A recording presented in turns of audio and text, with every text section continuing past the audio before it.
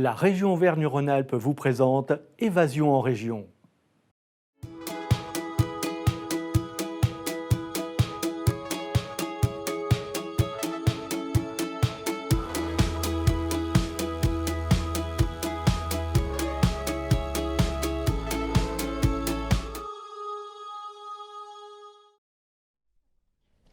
Bonjour à toutes, bonjour à tous, c'est avec un grand plaisir que je vous retrouve pour un nouveau numéro d'Évasion en région, un numéro qui aujourd'hui a pris place dans la petite commune de Bonneval-sur-Arc. Vous l'avez deviné, on est en Haute-Maurienne vanoise pour vous faire découvrir ce territoire sans pareil. Et pour en parler, qui de mieux justement que des locaux de l'étape? J'ai la chance d'avoir avec moi sur ce plateau Michel Anselmet, la responsable de la commission tourisme à la mairie de Bonneval. Bonjour. Bonjour. Merci d'être avec nous. Merci de nous accueillir, surtout. Et puis Anthony Collet, directeur de l'Office du tourisme de Haute-Maurienne vanoise. Merci également de nous accueillir sur ce beau territoire. Écoutez, avec grand plaisir, bienvenue chez nous. Le plaisir est partagé, on est toujours content quand on vient par ici. Les belles images se font toutes seules, comme on dit, avec ce beau décor. Oui, puis vous avez le beau temps en plus avec vous et la chaleur. En plus, que demande le peuple? Alors justement, c'est vrai qu'aujourd'hui, il n'est plus besoin presque de faire de communication tant la Haute-Maurienne vanoise trouve son succès. On va déjà commencer à parler avec Bonneval-sur-Arc qui, je crois, en ce moment fait une très très bonne semaine. L'été se passe plutôt bien de votre côté. Oui, l'été se passe très bien. C'est vrai que Plus... à cause peut-être certainement aussi à cause de la pandémie, beaucoup de personnes n'ont pas pu partir ailleurs, à l'étranger. Donc c'est vrai que pour nous, c'est un très bel été. En plus, le temps s'y prête, tout est parfait. J'ai l'impression que vous avez misé justement sur ce côté grands espaces. Finalement, les Français ont tout de suite répondu présent. Il y a une grosse majorité de Français aujourd'hui sur le territoire. Est-ce qu'on peut dire déjà, côté Haute-Maurienne vanoise, que c'est à peu près uniforme ou Bonneval, de toute façon, reste plus demandé que le reste du territoire ? Alors, globalement, sur l'ensemble du territoire de Haute-Maurienne vanoise, on est à plus 6 points par rapport à l'an dernier. Donc, c'est vraiment un résultat pas mal. Très, très positif. Et sur nos deux villages du Haut, eux sont vraiment victimes de leur succès, puisqu'on est au-delà des 20% de progression, à la fois sur Bessan et sur Bonneval. Donc, c'est un été qui se passe bien. Les vacanciers sont arrivés en nombre. Ils ont le temps avec eux, la chaleur, ils quittent les villes où c'est la canicule et où ils ne peuvent pas respirer. Et c'est tant mieux de les avoir chez nous. Ouais, c'est vrai qu'on est bien dans ce centre-ville de Bonneval-sur-Arc, sur la petite terrasse avec le soleil. Il manque juste un petit filet d'air, mais oui. On ne va pas se plaindre quand même. C'est vrai, on le disait, cet été est un petit peu exceptionnel dans plusieurs sens du terme, mais on dénote une certaine tendance avec les Français qui sont venus cet été et qui continuent. Je pense que dans les semaines qui arrivent, voire même début septembre, vous enregistrez un petit peu de remplissage. Oui, il y a quand même du remplissage. Oui, c'est vrai que ça s'étale, quoi. Ce qui est assez, pas forcément impressionnant, mais ce qui est en tout cas notable sur un été entre guillemets lambda, normal, sans crise de Covid. Est-ce qu'il y a autant de monde ou est-ce qu'il y a un tel attrait en tout cas? Non, on a toujours du monde quand même jusque vers la fin août. Et puis après, ça baisse là. Donc pour l'instant, c'est peut-être un peu tôt pour vous dire. On pourra vous dire ça un peu plus tard, quoi. Mais je pense c'est vrai qu'il y a des demandes et encore maintenant. Alors c'est vrai qu'on est passé depuis quelques années maintenant sur une montagne 4 saisons. Juste l'hiver, juste l'été, c'est fini. On a changé un petit peu le mode de consommation et d'ailleurs les demandes des consommateurs vont de pair. Comment on arrive finalement à changer cette connotation, exprimer aux gens qu'on est finalement là pas que pour les 2 mois d'été et les 4 mois d'hiver?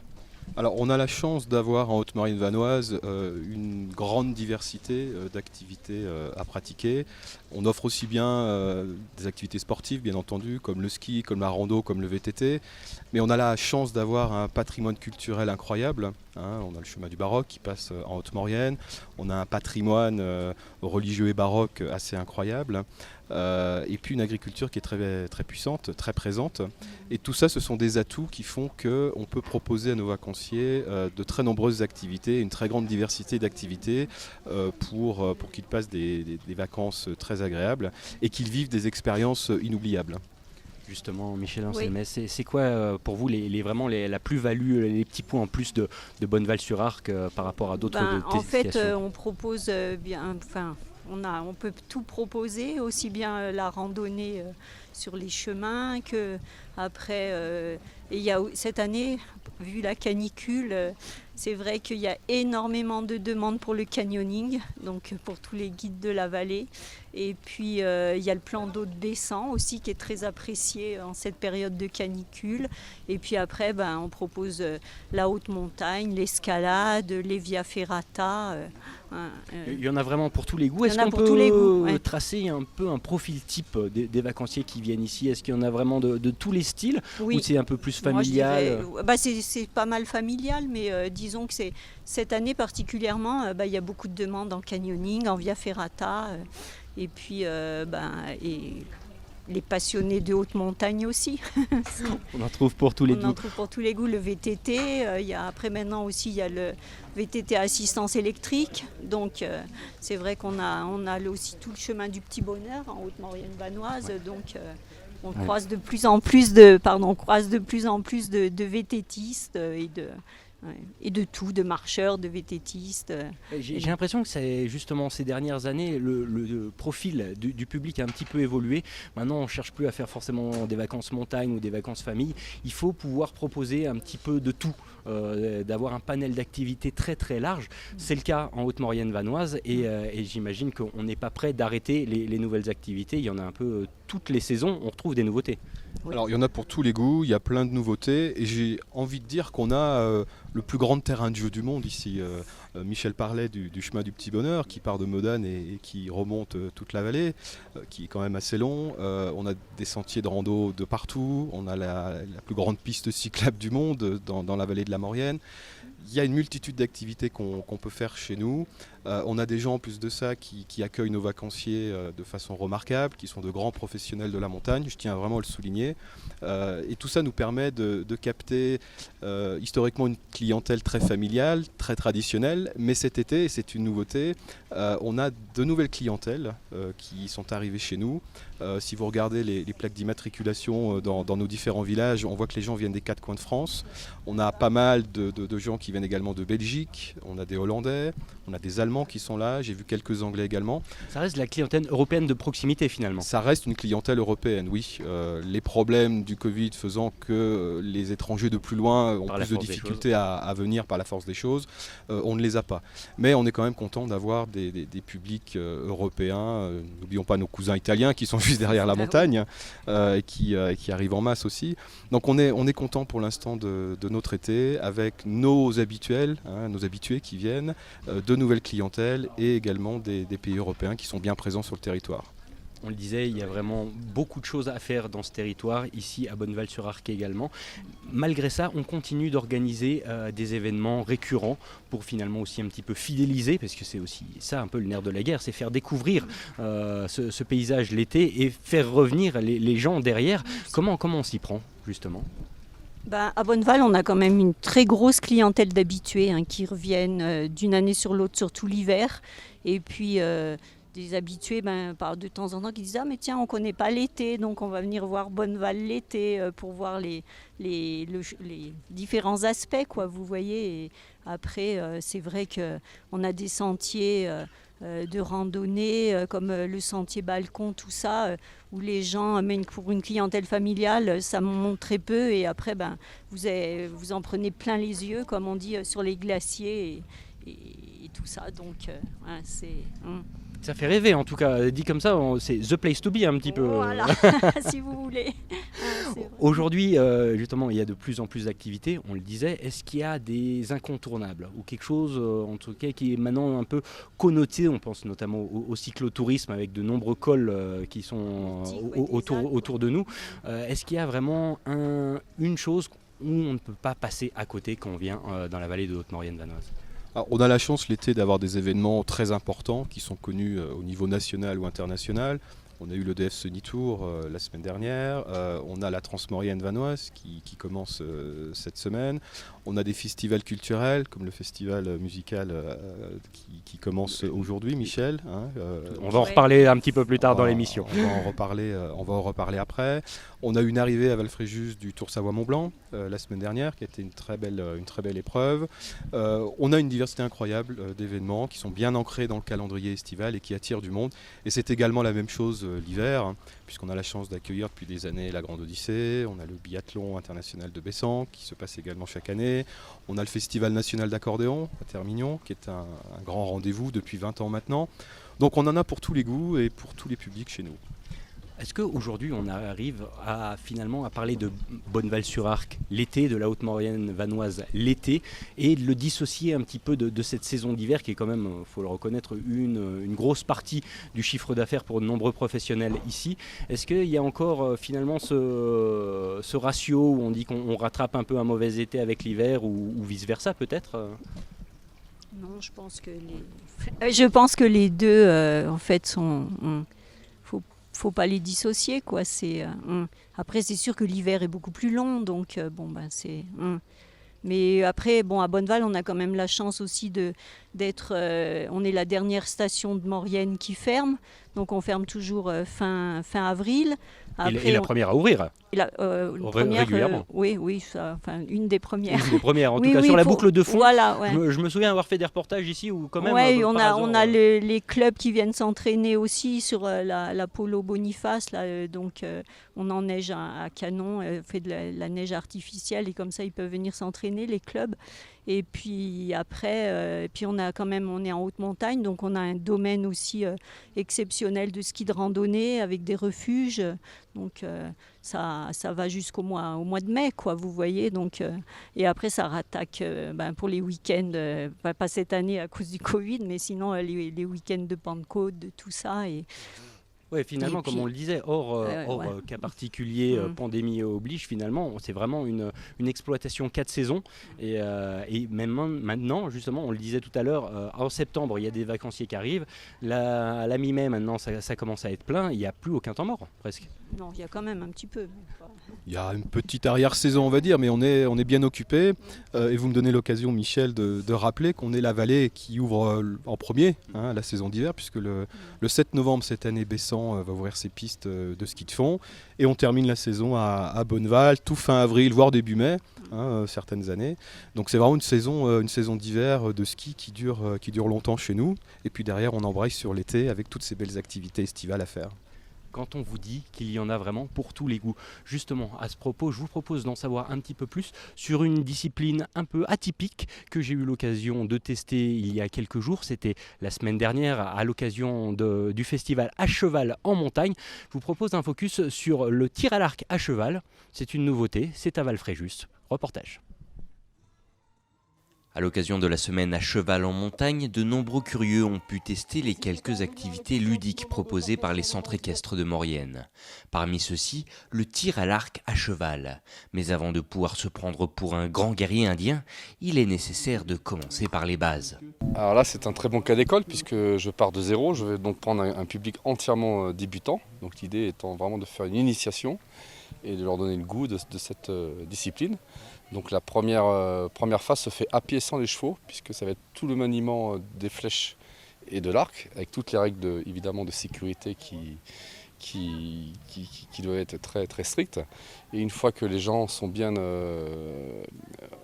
en accord avec tout ça, on va les mettre donc à cheval, en binôme, donc il n'y a pas trop besoin de contrôler le cheval, et progressivement on leur laisse de plus en plus d'autonomie. Donc l'objectif aujourd'hui, c'est de réussir sur un couloir, au pas, avec un cavalier binôme, de réussir à lâcher quelques flèches sur une cible.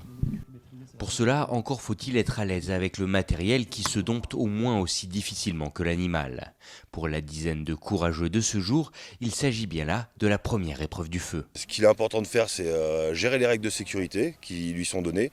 Et après, au fur et à mesure des tirs qui vont être effectués, on va progresser et reculer. En une heure de quelqu'un qui est attentif et qui est appliqué, on peut passer de la première flèche qui loupe la cible à des flèches comme celle-ci qui sont à 10 mètres sans problème faisables. Donc voilà, le principe du tir à l'arc, c'est d'être posé, de garder bien son calme, de se concentrer. Et puis c'est un sport avant tout, donc c'est aussi de s'amuser et de prendre plaisir.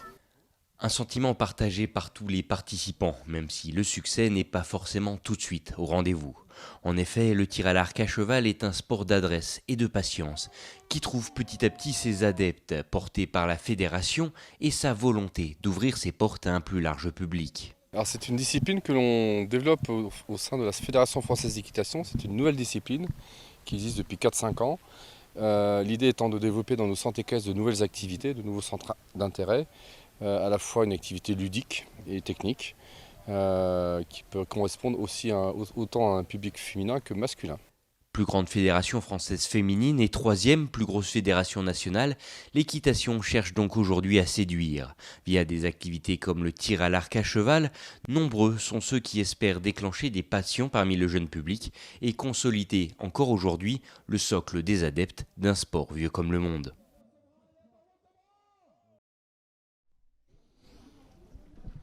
On se retrouve toujours au centre de Bonneval-sur-Arc, petit patelin, ma foi, très joli, comme vous pouvez le voir avec ces superbes images. Un patelin donc au cœur de la Haute-Maurienne vanoise. Et avec moi sur ce plateau m'a rejoint Thibaut Anselmet. Bonjour, bienvenue. Champion de ski alpinisme, 5 podiums en Coupe du Monde du 23, si je ne dis pas de bêtises. Donc toi, tu es le local de l'étape. J'imagine que forcément, pour l'athlète que tu es, l'entraînement n'arrête jamais. Si l'hiver, c'est sur les skis avec les pots, l'été, ça continue, mais sans forcément chausser. En quoi ça consiste déjà un entraînement pour un sportif comme toi dans la saison où il n'y a pas de neige? Donc en hors saison, en dehors de l'hiver, je fais du vélo de route. Aussi, je marche souvent en montagne. Pareil, ça fait un bon entraînement. Et puis, on fait aussi un petit peu de ski roue. On commence à peu près à cette période-là. Okay. Du ski roue en classique, ça ressemble bien au geste du ski alpinisme. Ok, c'est j'imagine un entraînement à l'année, tu prends pas beaucoup de vacances. Comment ça se passe? Tu as un programme particulier avec des kilomètres à faire, un certain nombre de dénivelés Alors oui, c'est un entraînement. Quand on fait du haut niveau, on s'entraîne toute l'année. On a quelques périodes de repos pour récupérer quand même après la saison d'hiver qui est assez intense. Ensuite, donc on a plus ou moins un programme. Moi, j'ai un entraîneur qui me programme mes entraînements toutes les semaines. Et je suis ce programme. Après, il n'y a pas forcément un dénivelé à faire chaque saison à atteindre ou des heures à atteindre. Il faut aussi savoir écouter son corps, et si on est un peu fatigué, en faire peut-être un peu moins. Et si on a besoin il faut savoir gérer l'entraînement, quoi. Il n'y a pas d'objectif précis, quoi. Sachant qu'on n'est pas encore au niveau du ski alpin comme on peut se l'imaginer, avec vraiment de l'entraînement tous les jours avec des coachs dédiés le matin, l'après-midi. Il y a quand même des stages, mais finalement vous êtes un peu plus livré à vous-même. C'est ça, oui. En fait, en ski alpinisme, pour le moment, c'est moins structuré, on va dire, que l'alpin ou le ski de fond, qui sont des sports qui sont déjà bien plus développés que le nôtre. Par contre, nous, donc on s'entraîne souvent seul, donc avec nos programmes, mais on se rassemble quand même avec l'équipe de France tous les mois, 3-4 jours, et on fait des stages ensemble assez régulièrement pour qu'on se retrouve, et c'est aussi très bien de s'entraîner avec les collègues de l'équipe de France. Ne serait-ce que pour savoir un petit peu où on se situe, j'imagine. Voilà, exactement, c'est ça. Ouais. Alors ici, les montagnes, tu les connais très très bien. Tu es, comme on disait, un natif du Cru. C'est quoi tes petits coins pour toi pour t'entraîner, une petite rando ou un petit col que tu aimes particulièrement faire? Moi, j'aime bien aller côté Iseran, vers Sentier Balcon, les sommets qui sont au-dessus. Il y a une super vue sur les glaciers, c'est vraiment un endroit que j'aime bien. Puis je pense que tous les gens qui viennent ici à Bonneval font tous le Sentier Balcon. C'est quelque chose que c'est le chemin à faire. Même si c'est un classique, ça reste un incontournable. Ouais, c'est ça. Il faut. Ouais, c'est vraiment beau. Ouais. Tu as un autre projet aussi, un petit peu dans un coin de la tête, mais qui va arriver assez vite. Oui. C'est faire un record sur la Pointe Charbonnel. Alors la Pointe Charbonnel, c'est un des gros sommets de la Vanoise, plus de 3700 mètres d'altitude, si je ne dis pas de bêtises. Oui, c'est ça. Comment il est né ce projet de vouloir partir là-bas et d'essayer de faire un record? Alors moi j'habite ici depuis tout petit. Ça aide. Alors il y a quelques années, j'avais fait un record, donc c'était en ski de rando, à l'Albaron. Donc déjà on avait fait avec un collègue là, Samuel Eki, on avait fait un beau chrono, c'était une belle journée, c'était vraiment sympa. Et du coup ça donne toujours envie d'en refaire d'autres. Et puis la Pointe Charbonnel, c'est un sommet qui est vraiment joli, que j'aime bien. Il est très imposant. Quand on vient en voiture dans la vallée, quand on regarde à droite dans la vallée d'Aveyron, on voit ce sommet vraiment imposant qui qui est assez impressionnant. Et du coup, ça m'est venu l'idée là, de faire un chrono. Donc ça sera à pied là, fin août. Le but de faire l'ascension le plus vite possible. Et c'est une montagne qui te correspond un petit peu au niveau technicité, elle te plaît parce qu'il y a des passages un peu particuliers? Alors il n'y a pas forcément, c'est pas un sommet très technique. Il y a quand même une bonne partie sur zone glaciaire. Après, ce qui est intéressant, c'est que c'est une montée de pratiquement 2000 mètres de dénivelé très raide. Ah oui, quand même. Donc c'est un effort qui va être intense et on n'a jamais vraiment de repos, ça grimpe toujours. Et voilà, ça fait marcher la conti, comme on dit. Écoute, merci beaucoup d'avoir pris quelques minutes. Merci à vous. Bon courage pour les projets, pour la saison, tout ça. On peut te souhaiter quoi pour l'été? Écoutez, que l'entraînement se passe bien et que je sois en forme pour cet hiver. Et voilà, tout simplement. Merci beaucoup en tout cas d'avoir participé. participé. Je te laisse vaquer à tes occupations. Juste le temps pour moi d'accueillir notre prochain invité. Alexia Jouve est parmi nous. Hop, je te laisse faire le switch. La coordinatrice du festival Éco-Musical. Bonjour. Bonjour. Bienvenue, merci de nous accueillir. Merci à vous de m'accueillir. Ce super village de Bonneval-sur-Arc. Et c'est vrai qu'on va parler justement un petit peu culture parce qu'il y a plein de choses à faire dans Haute-Maurienne vanoise et notamment à partir de demain, ce fameux festival Éco-Musical. Ça commence demain. Déjà, ça consiste en quoi? Est-ce qu'il y a un fil rouge cette année? Est-ce qu'il y a un thème de prédilection? Alors, oui, effectivement. L'idée du festival, c'était de proposer la découverte touristique de Bonneval et de son hameau de l'Éco, juste au-dessus. Donc, nous proposons des animations au hameau de l'Éco en journée, de 15h à 17h les 11 et 12 août. Et lorsque les gens ont terminé leur temps d'animation, ils redescendent de l'Éco et se retrouveront dans la zone de concert où nous ouvrirons la billetterie sur place. Et le soir, à partir de 19h, une soirée celtique le 11 et une soirée des Balkans le 12 août. Finalement, il y a ces deux angles, à la fois musical, à la fois patrimonial, qui sont un peu indissociables. C'était nécessaire pour vous? C'était la suite logique, entre guillemets?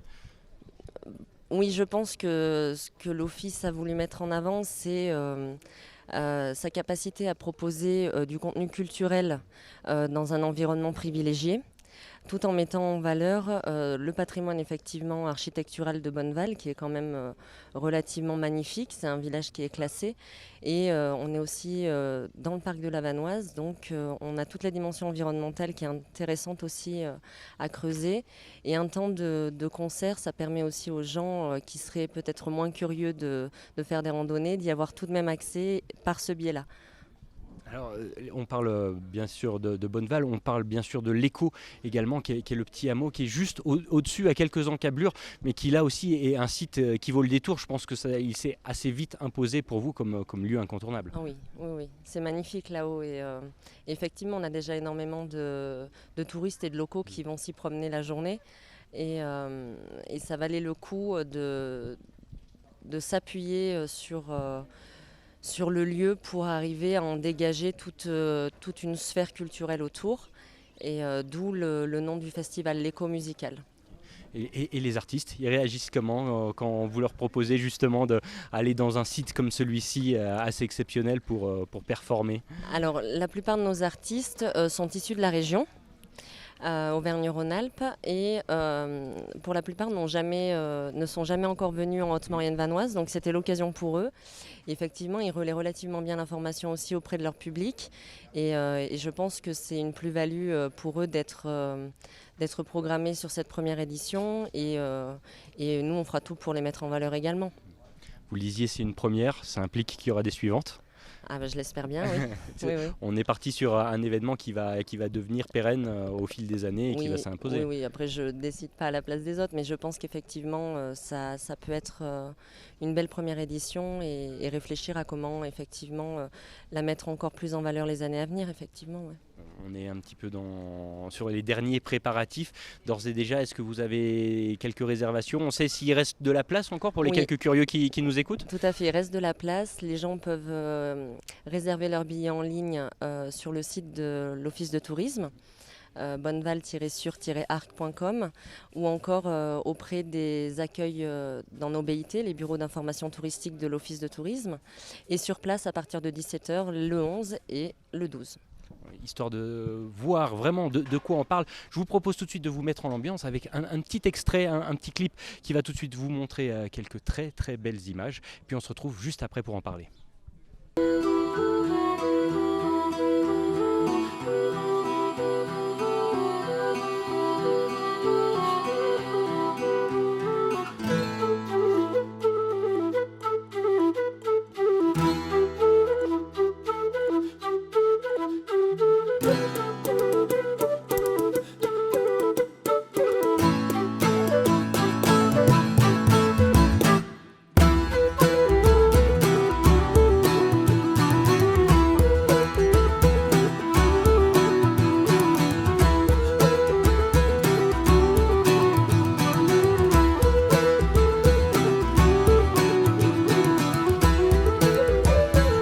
Vous l'avez découvert, le hameau de l'écho, la musique dans un cadre idyllique. Il faut dire que ça s'y prête. On attend à peu près combien de personnes pour ces 2 jours? Au moins 250-300 personnes par jour, dans l'idéal. Ce qui est déjà pas mal Ce pour qui est déjà très une bien. première édition. Comment on arrive à gérer? J'imagine que le contexte sanitaire vous a pas forcément arrangé ou a pas facilité les choses.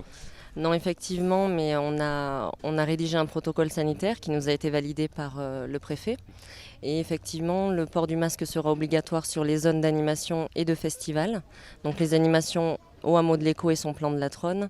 Et les concerts auront lieu à la Pierre Fendue, sous les remontées mécaniques de Bonneval. Donc dès lors que les personnes rentrent sur le lieu du festival, ils portent un masque. Et nous mettrons à disposition des lave-mains et du gel hydroalcoolique, ainsi qu'un sens de circulation pour avoir accès notamment à nos partenaires, le food truck La Fabrique et la buvette qui sera tenue par le club des sports de Bonneval-sur-Arc. Et ben voilà, ils ont pensé à tout. Merci beaucoup en tout cas pour Merci toutes à ces vous. informations. On a hâte de voir quelques images justement de cette première édition. Qu'est-ce qu'on peut vous souhaiter pour cet été? Déjà pour l'écomusicale du beau temps, on l'espère. Et puis que les gens prennent du plaisir à être en Haute-Maurienne vanoise. En tout cas pour nous, c'est déjà pari gagné. Merci. Merci en tout cas Alexia, merci à toutes et à tous de votre attention. Et oui, on est déjà à la fin de cette émission. On se retrouve pour un prochain Évasion en région. Ce sera mercredi du côté du Val des Us. D'ici là, je vous souhaite tout de bon. Un grand merci à notre équipe technique et bien sûr à Fanny de Vilaine, la réalisatrice de cette émission, pour qui c'était la première aujourd'hui. Merci à toi Fanny et merci à toutes et à tous, comme je vous disais, de votre fidélité à 8 Mont-Blanc. À bientôt.